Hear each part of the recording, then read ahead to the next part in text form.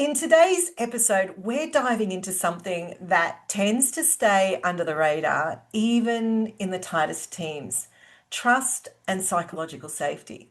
And we recently ran a masterclass on team dysfunction and wanted to expand on this crucial topic that affects so many groups. We thrive when we've got it and performance is amazing. But when it's absent, work slows to a sludge and momentum feels like it's pulling teeth. Here's the big thing: the absence of trust may feel like you're running out of air, invisible until dysfunction hits. And then it's often too late.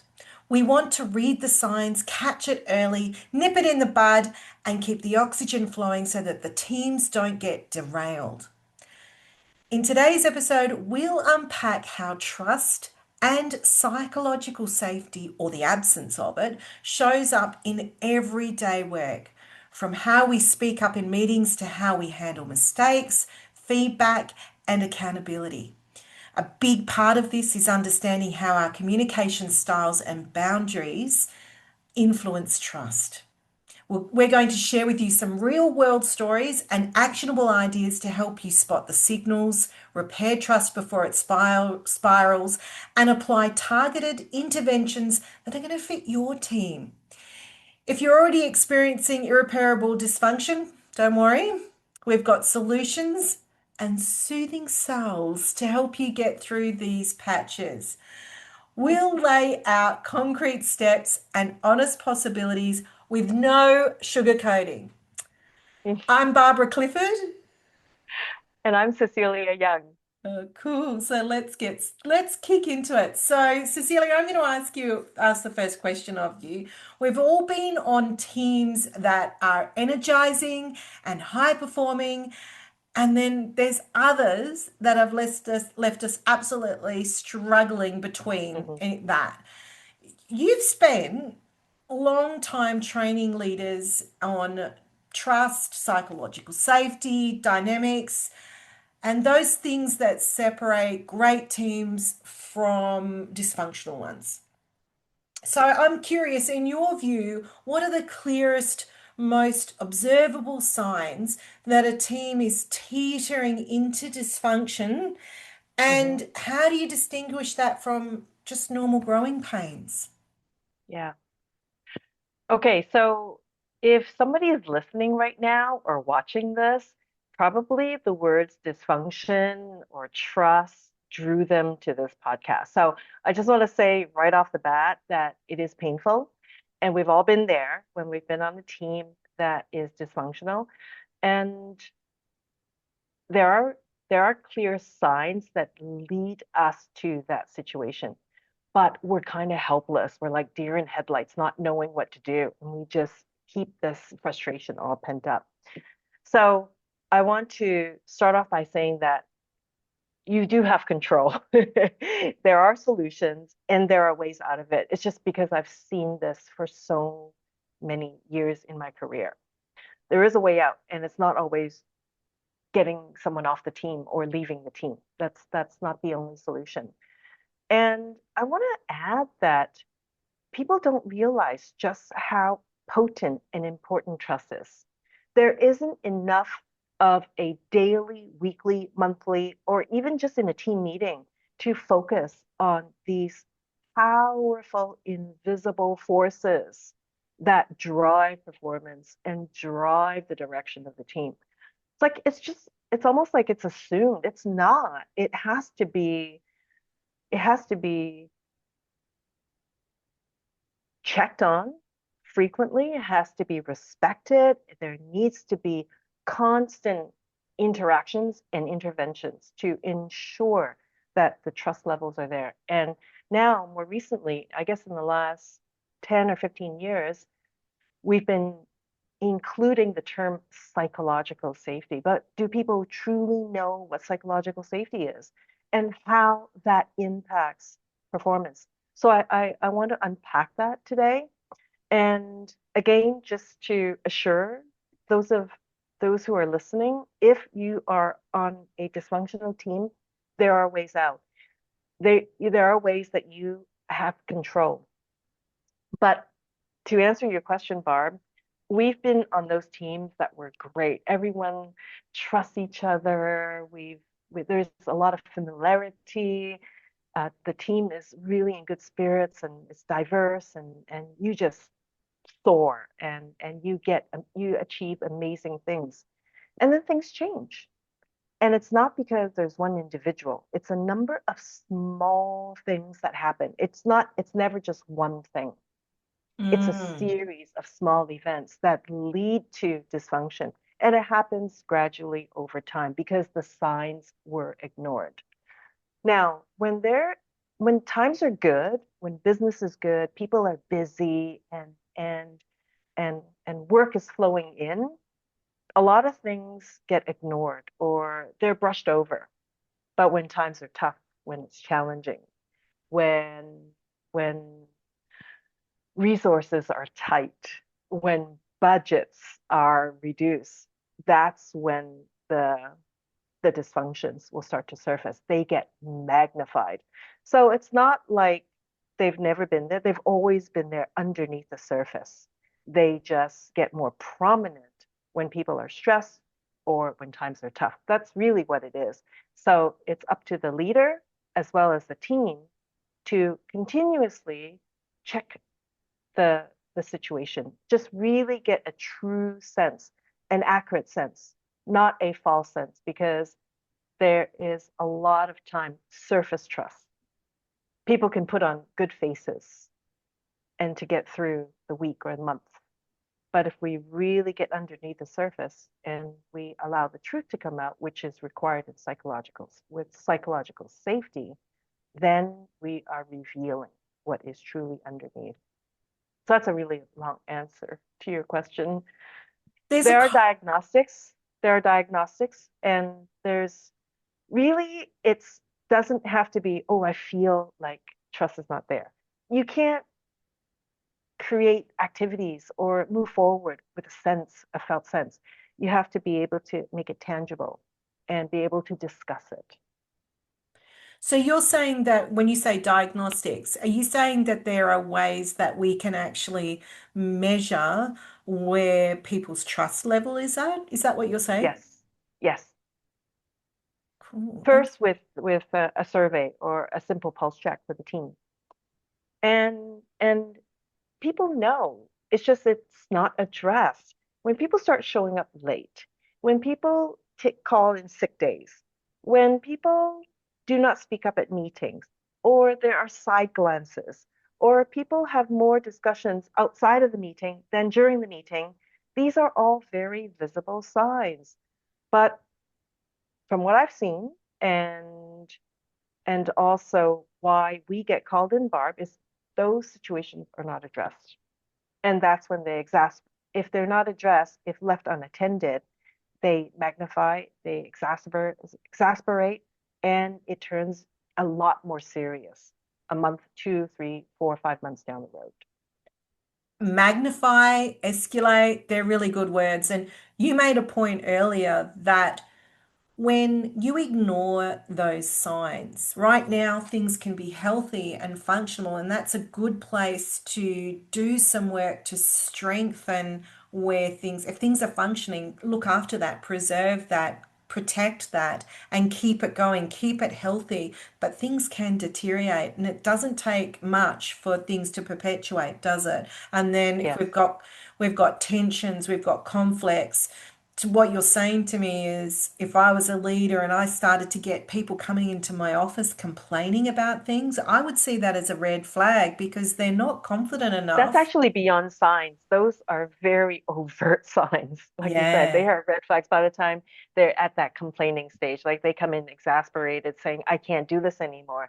You've already reached almost like an end point because it takes a lot for somebody to say that, Yeah. to do It, that. the thing for me would be that if people don't have the trust, the confidence, or the sense of safety to be able to raise a concern in the meeting, and they have Yes, to either go behind someone's back or go to the yes, leader to complain, then it's the start of things starting to get. That's what I would observe. They're not feeling safe to be able to bring it up in a meeting. That's what you want yes, in a team yes, meeting. Yeah. yes. So, Exactly. can you elaborate a little bit more on how would you just define what psychological safety is? What does that actually mean? How do we know when people feel safe and what do we know when people don't feel safe? Sure. Because psychological safety and trust are two very different vibrations or energies in on a team, and they can also be very tangible. So trust is something that is typically between two people. It's relational. So I trust you, I trust your character, I trust your competence. I can also trust a team. I trust the HR department because they've been pretty consistent and reliable throughout the years that I've worked with them. And I don't trust this other department as much because their results are inconsistent. So you can trust a team, you can trust an organization. We have associations with certain brands and companies because of our interactions with them. So trust is there's like a trust bank. It increases with each interaction, or it can decrease when there's inconsistencies. And trust can be broken with one single act. But if there's enough of a trust bank, trust credit built, then it can be repaired. So that's trust between two people within an organization and within a team. Psychological safety, it's a term popularized by Amy Edmondson, and her research is incredible. She is a professor at Harvard Business School. And it was her research, her 1999 research, that really broke a conundrum with Google when they were looking at what makes a high performing team. And there's a ton of stuff online if you look up just Google Project Aristotle. And we can also pop in the original piece of research that they found through Amy Edmondson that made them realize the number one trait of a high performing team is that they have psychological safety. So the trait is that it's what we call a team norm. It's how people interact with each other. With a team that has the team norm of psychological safety, it is safe to make mistakes, one, to speak your truth, to be authentic, and to ask questions. So that's very tangible. It's not invisible, but it needs to be clarified and made into a felt sense day to day. It's not something that you just say one time and it's in practice. It needs to be demonstrated over and over again. So I'll give you an example. If I say to you, "Hey, welcome to the team. Here you can ask any questions. There's no such thing as a stupid question."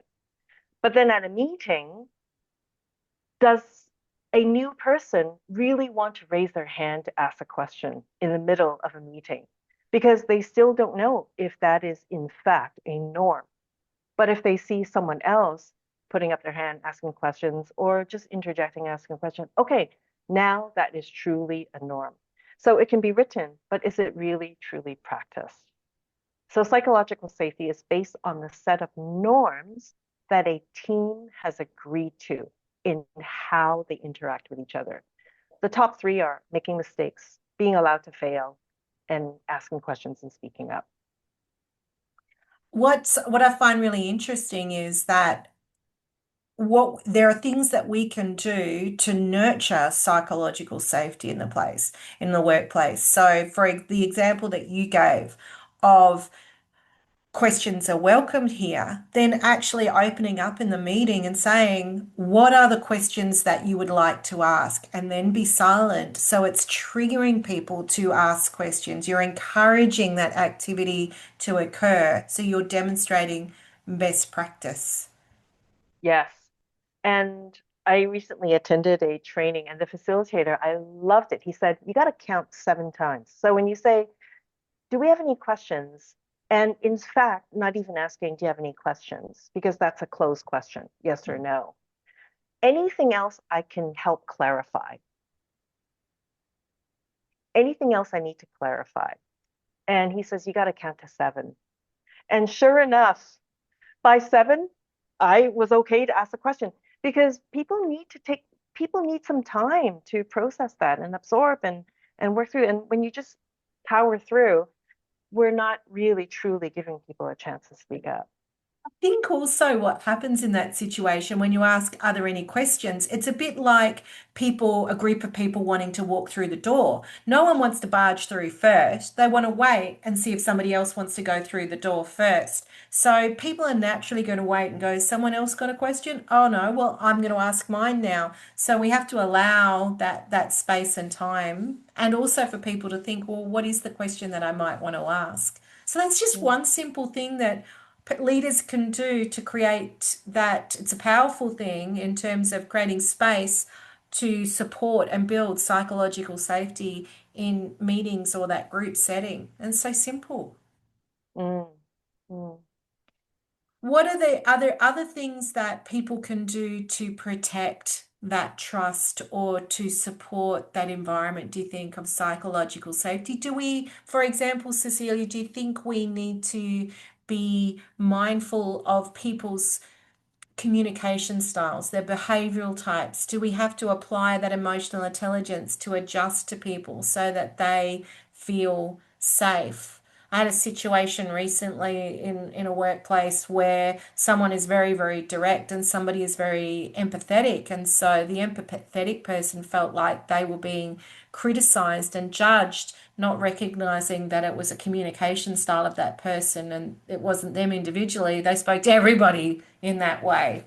Yes, yes, you absolutely hit it spot on.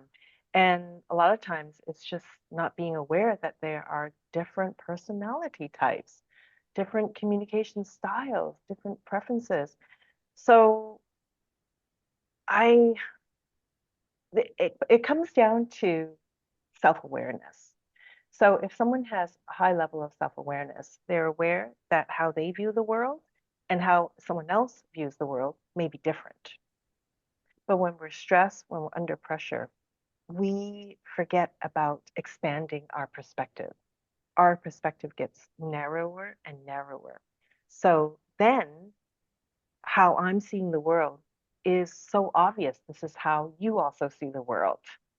And therefore, that's when conflicts arise.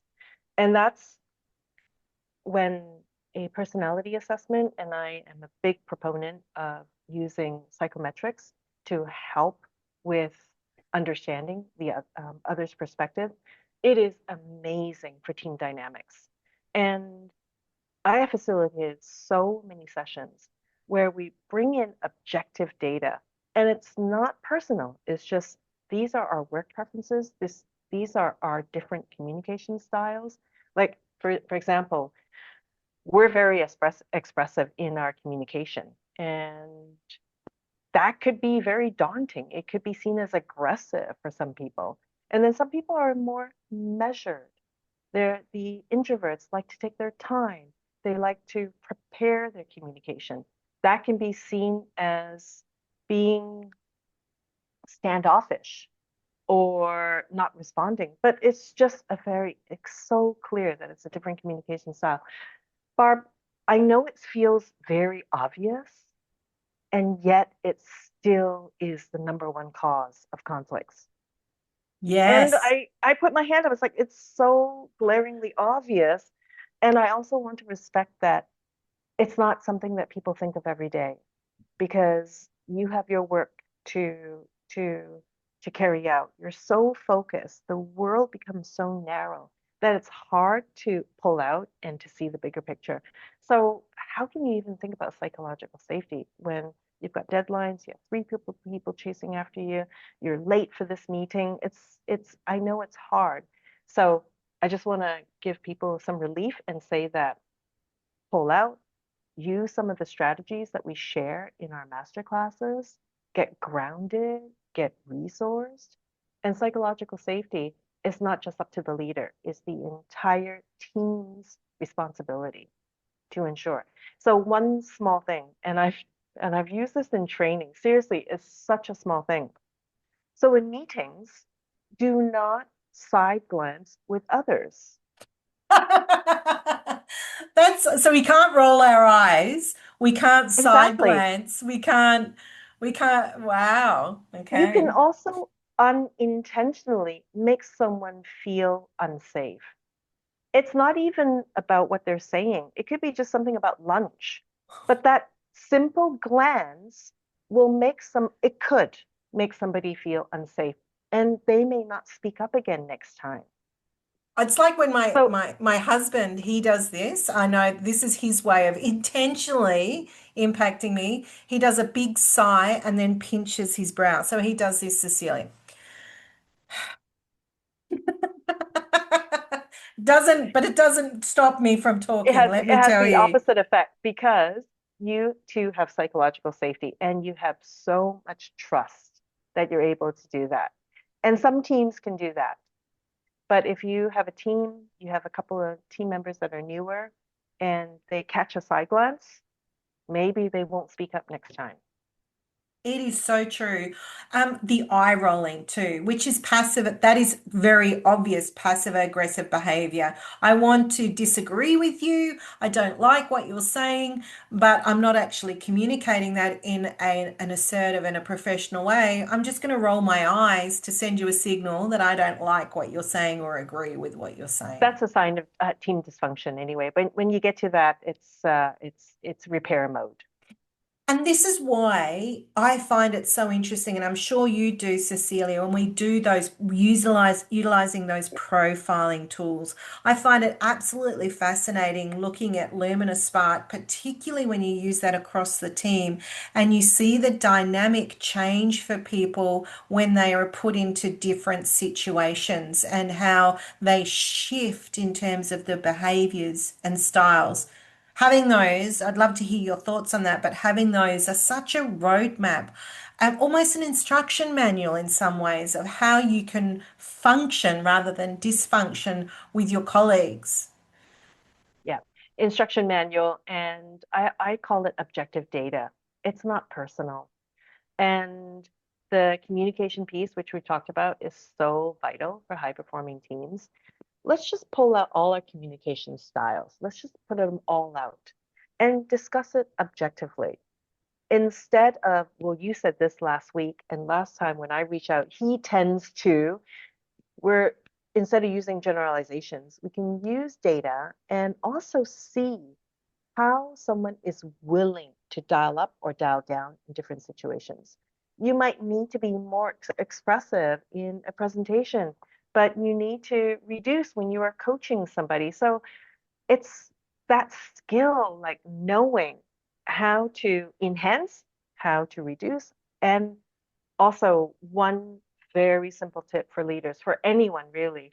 If you want to build trust, if you want to really have the other person trust you as a person, as a leader, give them your total presence. Listen actively. I know it's again is super obvious and really simple, but just that you have my total attention. So, Tell me.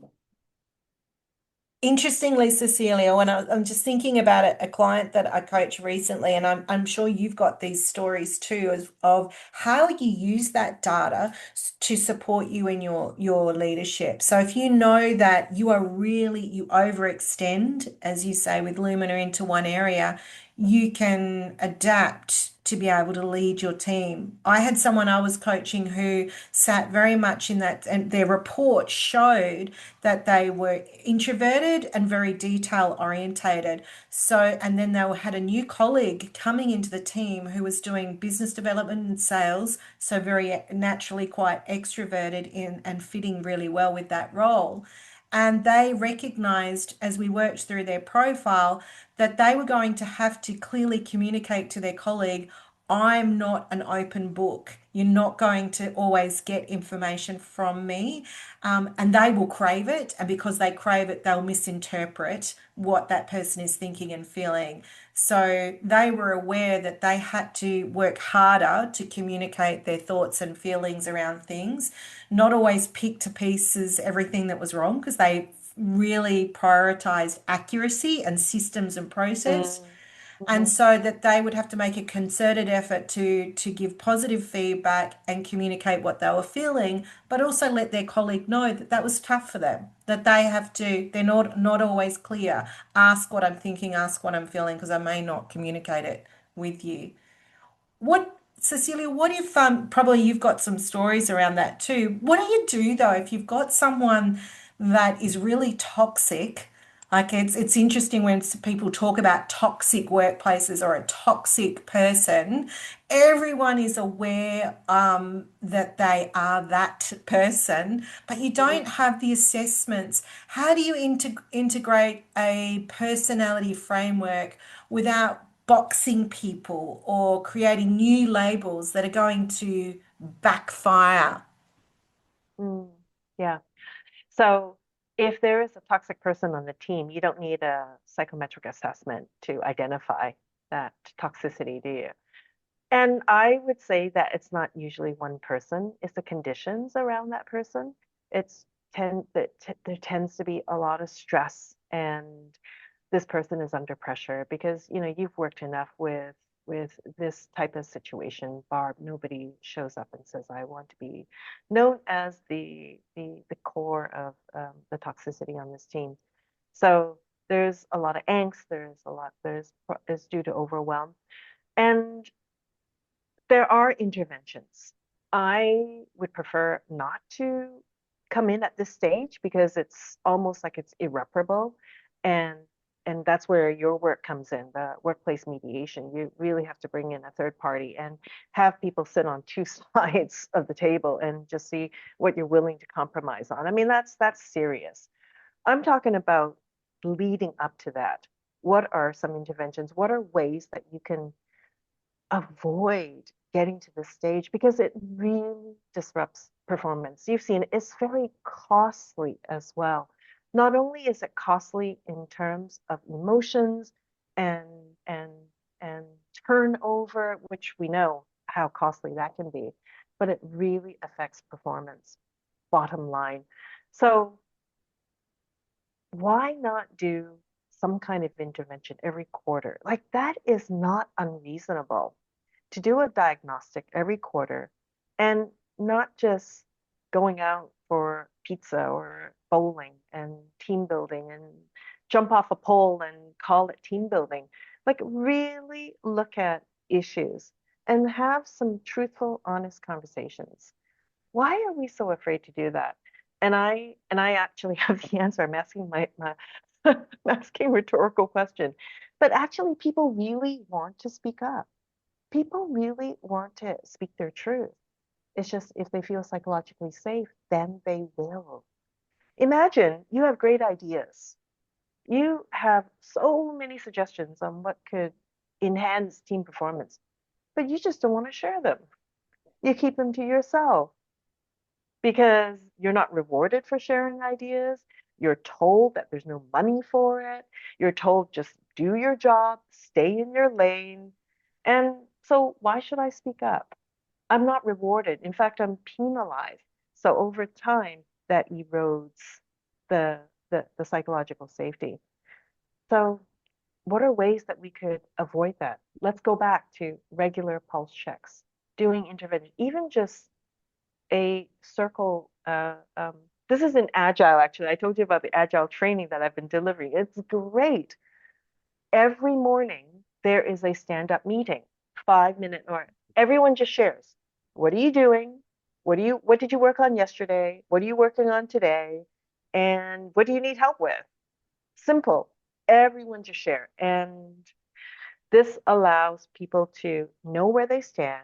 And it's a regular pulse check that's not deep and heavy because by the time you get to those interventions, like emotions have been pent up for months, sometimes years, and then they get there is an explosion, and then how do you handle that? So let's mitigate. Let's make sure that we are staying on top of the the relationships, the communication, the trust, and there are interventions. There are ways around this. Doesn't have to be difficult. Doesn't have to be painful. Doesn't have to be people If they don't want to go on team building events, it's not because they don't want to spend time with their teammates, it's because it's past that stage. And it becomes tokenistic, It doesn't feels it? contrived. Yeah. Yes, yes. Let's do a group hug. Let's scratch each other's back. It can be Yeah. those kind of situations. Yeah. And I know that one excuse or one reason for not doing these activities is time. We're too busy. We're too busy. You hear that very often. And like I said, a 5 minute stand-up meeting. Are you too busy for that? And a weekly summary, 10 minutes or 30 minutes. These are vital. These are really important pulse checks. And they're different pulse checks, not just around the work. It's around the individual, Mm. how people are doing individually. One of the things that we need to get better at, but that we do in our monthly meetings, and it takes time. And there's part of me that goes, oh my God, this takes so much time. Can't we just get stuck into it? Can we just drill into the work? But we all have to say, we go around the room and say, what's one thing we're feeling right now? And it could be just, oh, forgot to bring my lunch and I've got to eat yucky food. Whatever it is, Mm, it doesn't have to be related to the work. Then we go around the room and go, what's one thing that you like about the other person? And then what's one thing that you really love, that you really value about that person? And each time I get bothered in terms of, oh, this time it takes it, but I'm always so rewarded, not just for myself and feeling loved and validated by everybody in the room, but I get to know some really personal things about my colleagues, and especially for us because we're all over the world, we learn things about our personal lives that we wouldn't otherwise know, and mhm. how we can build trust with our team. And it's just something so simple that to do that we're Yeah. able to And implement. you shared this in your masterclass the other day about bringing our whole selves to work.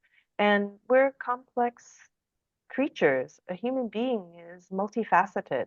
I can't just turn off all my emotions and just perform at work. And I think a participant mentioned that she worked with a leader who said, I don't want to know anything about who you are. I just want you to come in and perform and just be professional. Well, it's not as simple as that. We bring so many facets to our work, and it's unfortunate if we give so much to work, but we don't have anything left when we're finished with the work. And that was what your masterclass was covering when we're just completely stretching just for delivering the work and not giving anything else to the people we love the most. So there's got to be a balance there. Yeah, yeah. What have you, Cecilia, have you done some work? Have you gone into, I do mediations, which is one way of being able to repair damage that is done. Have you done some work in trying to repair or reverse teams that have gone into that dysfunction? Yes, yes, it's not pretty. And it has to be done very carefully and done with a lot of respect. It depends on how deep the dysfunction is, how serious it is. It's usually challenging because we're dealing with emotions and sometimes years of pent up, not just frustration, but a conflict that has that I there's one team that I worked with in particular. These two people, it was a department, and they were so dysfunctional. They had they both led teams, but they hated each other so much that their teams, they each had teams of like 30 plus. Their people under the team leader hated the other team just because they were loyal to their leader. And these two team leaders would sit in front of the person that they were both reporting to. They reported to the same person, and they would not speak to each other. The team leader actually had to speak to them individually. I mean, that is just unacceptable in the workplace. But this was about 10 years ago. I don't think that would be the case today. It just would not this more than 10 years ago. I just don't think that that kind of behavior is acceptable. No, it's definitely not acceptable, but it definitely occurs. It still happens. Oh, okay. I have not had to deal with a situation that drastic. So in that instance, definitely did some intervention between these two leaders. And it's similar to your workplace mediation where we're bringing them to the table. And it was not pretty. It was a outright case of battling with each other, um, really arguing who's right, who's wrong. With One, teams, yeah, go ahead. no, no, you finish what you're going to say, Cecilia, Okay. with teams. So it really depends on the team dysfunction. And I like to look at where did trust break? What was the source of that trust? And I'm able to break it down because I really like the work of Stephen M.R. Covey, not Stephen Covey, who wrote Seven Habits. This is Stephen M.R. Covey, his son, who wrote a brilliant book. Oh, rest in peace, Mr. Stephen Covey, who gave us Seven Habits. Just brilliant, Franklin Covey. Giving a little plug to Franklin Covey here. But The Speed of Trust, it came out, I believe, in 2002. It's been around for a little while. I use that content quite often in my trainings, especially for building trust, because it breaks it down into three categories. There are 13 trust behaviors. Five of them are based on your character. So, do you talk straight? Do you demonstrate respect? Do you right your wrongs? Those are simple, like obvious. When you make a mistake, you make it right. But when people Yeah, don't do that, they break trust. So, there are yeah. five character trust behaviors. And then there are five competence trust behaviors.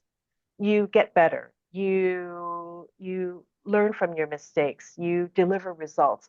I mean, these are again very obvious. If you don't do it, you break trust. But we're able to measure it. We measure, is it a character issue? Is it a competence issue? Or is it a combination? The third category is a combination of character and competence. I mean, listen first. I know, again, it's so simple, but that is a trust behavior. And then do you extend trust?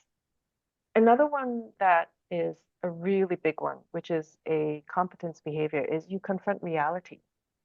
Leaders who do not confront reality, their people will not trust them. If there's an issue and it's glossed over and not addressed, not talked about, or spoken in hushed tones, people will start to lose trust and they will start whispering to themselves. So in a way, it's like a diagnostic. How do we look back at where trust was broken? Can we narrow it down to, is it the competence of the individual, or is it their character, or a combination? And then we can start at repairing. One of How do the we rebuild the trust? one of the a piece of work that I've done in the past is about creating a charter of agreed behavior within the Yes, workplace. So yes, this is different to a code of conduct that already exists. There's formalized frameworks, but a charter of agreed behavior is actually written right, documenting the unwritten expectations that people have about how they should work together, how do they mm, maintain their trust. And it can be such simple little things in terms of how you enter the space, how you greet people. Most people would say, well, that's just common sense. But what research shows is that common sense is not that common. It's not that it's not familiar. common practice. Yeah, it's not It familiar is to common everybody. sense. Yes, yes. Actually, And I shared this in the recent masterclass about team dysfunction, and it's just a very simple process. And you could call it code of conduct, you can call it team norms. I just call it a team charter. Very simple. And you could break it down into five categories. How we communicate with each other, how we deal with mistakes, and team norms that people agree to and everyone signs. Now, the thing that falls out of place with something like that is it's forgotten. It's like a one-time event. And then, okay, we're done. And then a year down the road, you've had three new team members join. Somebody has moved over to another department, and you have completely different personalities, different people on the team, and you're working on new projects. The team norms need to be updated. The team charter needs to be updated on a regular basis. And I say every quarter, it's not that hard. Every quarter, have some kind of gathering where you discuss these important but not urgent issues. I Back to the time management, right? The yeah. quadrant three, important but not urgent. Yes, totally. And it is those things that then, if you that's ignored, it creates crisis.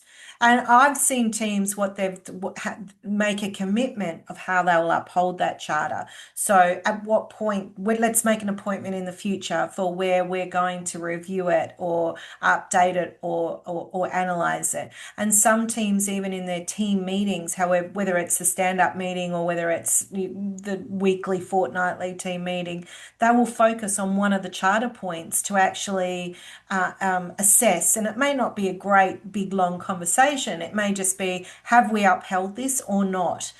Where are some ways that can anyone share examples and demonstrate that where they've upheld this charter? So it keeps the conversation and the awareness going. So it's not just a document that gets thrown in the bottom drawer. They're constantly Mhm. assessing that commitment that they've made to each other to create trust amongst each other. Even better, have it printed, have it up on a board in the central location where everyone is working. And if you have people who are working remotely, then have that be present before every meeting. Just have it in the background somewhere. It's a living document. Yeah. So, and it's interesting that when we're talking about psychological safety, you mentioned before that if people don't have great ideas or ways to adapt and be agile and innovative, the reverse side of that is if people don't have the opportunity to raise concerns about risk or threats or things that are going to impact upon the business. So if there's no psychological safety, I don't have the trust or the security to be able to address with you when you've broken that agreement, that charter. We're supposed to Mhm. operate like this, and you've just broken that. So if there's no psychological safety there or implementation of something to support it, I can't actually raise that risk. Yeah. Yes. And not being able to raise risks can not only lead to the behavioral damage, but it could actually be, I don't think Cecilia knows how to operate a chainsaw, but I don't want to raise that in a meeting because I might get shut down and then Cecilia cuts off a hand or injures somebody. I love your examples. I'm a bit extreme, aren't I, in Yes, terms of yes. trying to come up with the examples. Um, does I liken trust to oxygen. So we kind of just need it and it's there and it's great. But when it's missing, you really feel it. And it is hard and it is a struggle. So think of trust as something that you need to nurture and you need to be aware of. It's not something to take for granted. why do you think people find it so hard? Why is it hard why do you think that it gets neglected or damaged or avoided? Why do you think it is so hard? There's, there are a number of reasons. Like I feel that as as let's see, there's cultural differences. People have personality awareness can come into play. Some people just trust very openly. Like I will trust you until you do something to betray that trust. And then there are those who are on the other end. You need to earn their trust over time. They're just a little lower on the openness scale. If you look at one of the big five personalities, there's openness, there's um, agreeableness. So some people are just high on agreeableness. They tend to trust more. I believe that we are just complex creatures as human beings. We're actually designed to collaborate. Naturally, if you see children before they get competitive at a certain age in school, they naturally share. And I'm not talking about like toddlers, but they naturally share and they want to include everyone. There's something in our system, and organizations do this as well. In organizations, people can be perceived as being pitted against each other.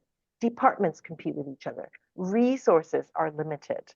So that creates the fertile ground for trust if it's not managed well. So that has the opportunity to come in. Now, is everything free flowing and we all love each other and we all get along? No, because conflict is good. We need to disagree. We want to set higher standards. We want to be able to not have everything go our way. Imagine if everything worked out all the time, we wouldn't be pushing ourselves to excel or to improve. We want to have continuous improvement. It's having the right balance. There are teams and organizations which really in push for a competitive environment in order to get the best out of people. And as a result, create a lot of dysfunction and a culture of conflict. And you can't always collaborate and agree with everyone all the time anyway. You So, probably shouldn't how in terms of innovation. Otherwise, like you said, exactly? nothing will You're change. not going to get better. You're not going to push and you're not going to be radical. You're not going to take risks. So, how do you strike that balance? And you want to have a healthy amount of trust. You want to have psychological safety. You also want to have boundaries where people work in their scope, but they're all really working towards a single goal, a team goal, organizational goal. And that's where the team purpose is really important in the team charter. What are we really working for? And that could change. It doesn't have to be defined. And then that is the map for the rest of the team's life. It can evolve, it can change over time.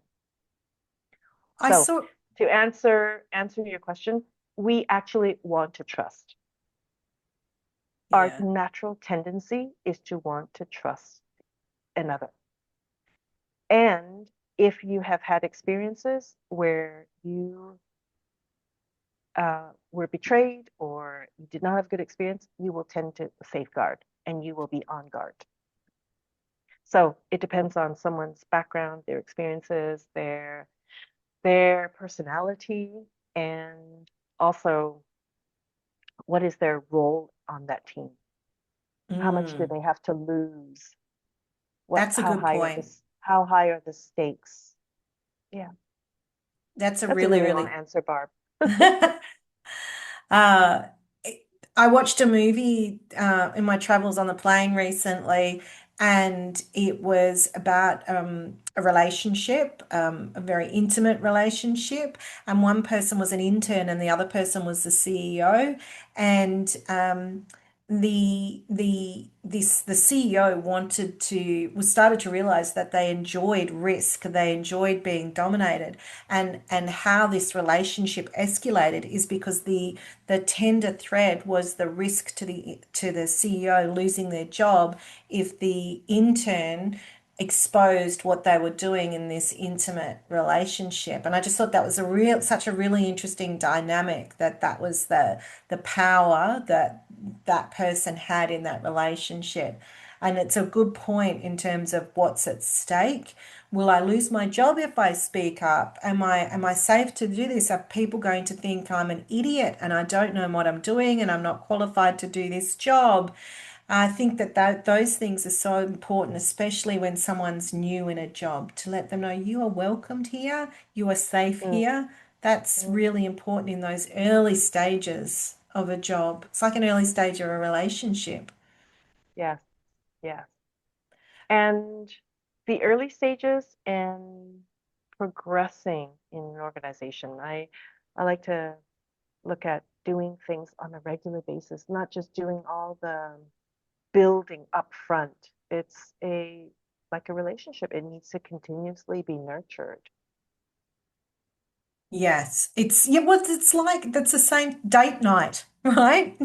You've got to have your version of date night in the relationships that you have at work to sustain and look after the relationship that you're building. I saw a professor of leadership, I think from Harvard University, and I can't remember his name, but I remember him saying that when trust has been broken, one of the tools that you can use to rebuild trust is a practice of empathy, which is it's a simple one Mm, word, but it's so much more complicated than that. And you talk about the really being present and being and listening. So empathetic listening is being able to understand the experience that people are having, paraphrasing what they're saying, but it can also be reframing. It can be a whole range of other things as a empathetic practice. But the research shows that a practice of empathy is one of the best ways to quickly rebuild trust, which I find really, really interesting in terms of all the things that you can do. That's one thing that'll make a difference in healing broken mm, trust. mm.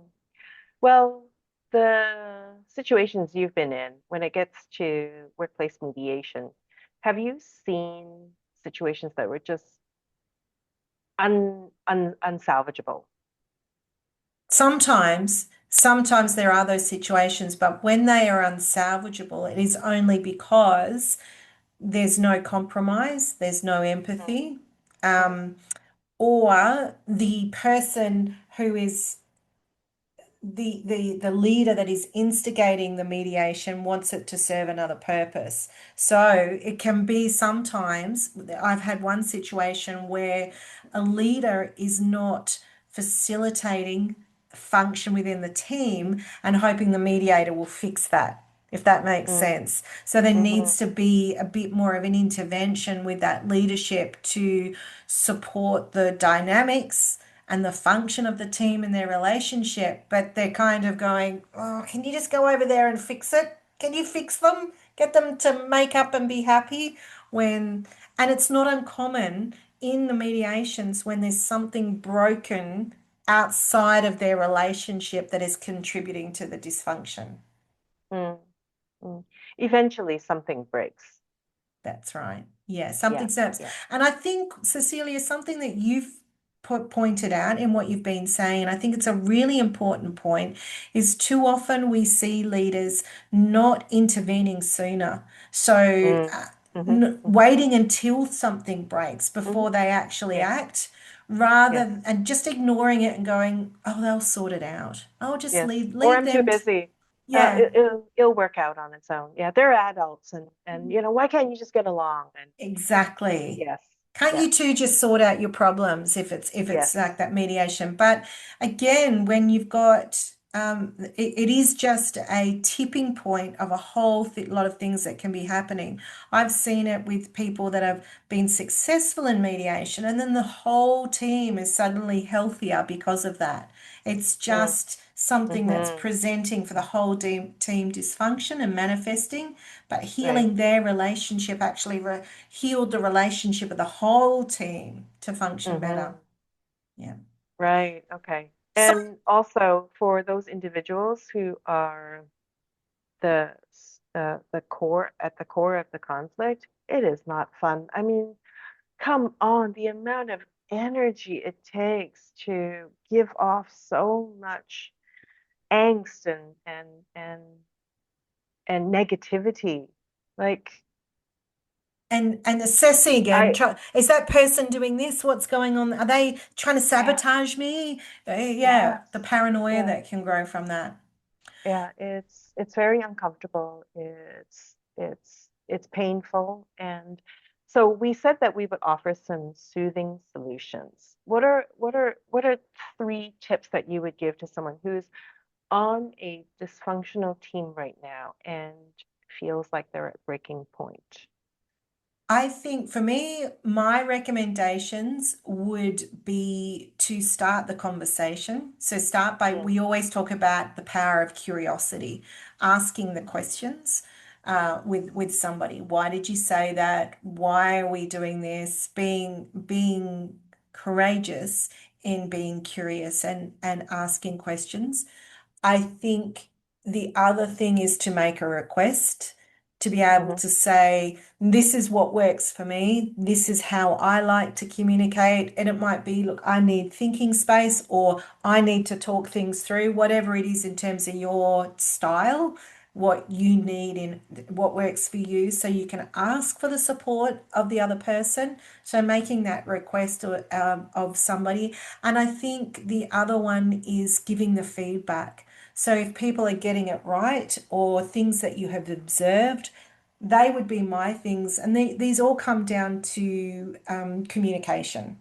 And so it could be, Cecilia, in terms of that feedback, it may just be when you do this when you roll your eyes in a meeting, I don't feel like you're supporting what I'm saying. Are there other ways that you can communicate your opinions about my ideas I'm bringing to the team meeting? I'm being very generic there, but Mm, mm, so being curious, making requests, and giving feedback would be my things in a hmm. nutshell. What about you? Well, I would definitely invest some time into understanding more about how I operate, what makes me tick, and the other person if it's about someone that I'm in conflict with, and having a third party come in and mediate. And it could be just simple communication that's witnessed by another so that there's a flow, and having a really good mediator, a neutral facilitator, and just document it. It's not about tracking who's right or who's wrong, but I think sometimes it's just sharing what's been buried for so long. And you might find that, wow, it was such a relief just to unload all that. And you know what? In fact, when I first met you, we got along really well and we worked really well together. How do we go back to that? Because we're still the same person. It's just Exactly. over a series of events, we've become this. Maybe, a little bit like marriage counseling. The And it's actually so worth it. A simple intervention like that it can pay off. The investment could come back in so many levels. And it's not worth quitting your job for. I just want to emphasize this. Quitting is not the answer. It's not going to resolve because it's going to happen in the next workplace. It's the same exactly. issues will come up. You want to learn how to deal with conflict. And a term that I heard recently, which I really love, you got to be conflict ready. If you Mm, have skills to handle conflict, to handle difficult conversations and work through them and still have the respect and trust of the other, you're going to do really well in an organization. But you have to confront reality. So that's my second tip, which is confront reality. Do not have side talks. We talked about this in our last podcast about not about gossip. Do not talk about it with another person.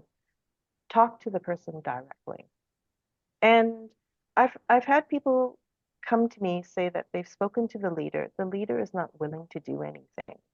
What do you do from there? How do you rally to have the leader? Because sometimes we're in positions where maybe we are powerless. We don't have the ability to make a difference. How do we influence the person that does have the power yes. to act on it? So you got to make a case if you feel that the team dynamics are important enough. And I would say start with yourself. If you don't want somebody to exclude you, if you don't want somebody to have a side glance at something you're saying, then start with not doing it yourself. Remain Yes. true, stay in integrity. What are some things that you can do that are in integrity that you can consistently deliver on? Yes. Gandhi says, be the change you want to see in the world. Yes. Yeah. All right, Cecilia, I think we'll close it out there with some great takeaways that people can utilize to create a psychologically safe, healthy work environment.